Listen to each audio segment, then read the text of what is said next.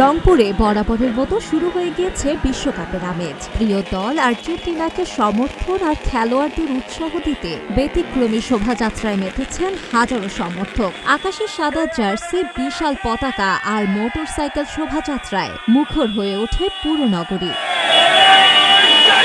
সোমবার সকাল থেকেই রংপুর টাউন হল মাঠে জড়ো হতে থাকেন আর্জেন্টাইন ভক্তরা। কারো পরনে আর্জেন্টিনার জার্সি, কারো হাতে ছোট বড় পতাকা। শোভাযাত্রার শুরুতে বিশ্বকাপ জয়ী অধিনায়ক লিওনেল মেসিকে উৎসর্গ করে মুখোশ পরে সম্মান জানান সমর্থকরা। গান বাজনা, বাঁশি আর স্লোগানে মুখরিত হয়ে ওঠে পুরো এলাকা।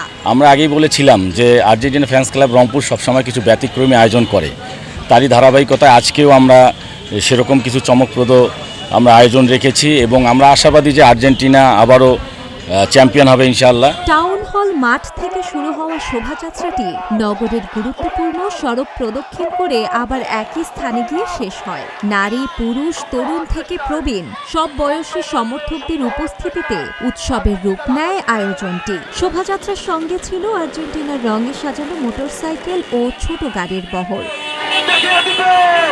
শুধু শোভাযাত্রাই নয়, শহরের বিভিন্ন এলাকায় মাইকিং, পোস্টার ও ব্যানারের মাধ্যমে কয়েকদিন ধরেই চলেছে প্রচারণা। আয়োজকদের দাবি, এবছর সমর্থকদের আগ্রহ আগের যে কোনো সময়ের চেয়ে বেশি।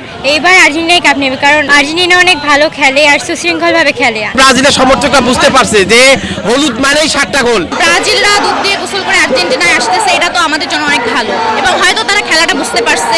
শোভাযাত্রার শেষে স্মোক বম্ব ও রঙের উৎসবে মেতে ওঠেন সমর্থকরা। বিশ্বকাপের মূল লড়াই শুরুর আগে রংপুরে যেন শুরু হয়ে গেছে আর্জেন্টিনা ভক্তদের উৎসব। News desk, green TV digital.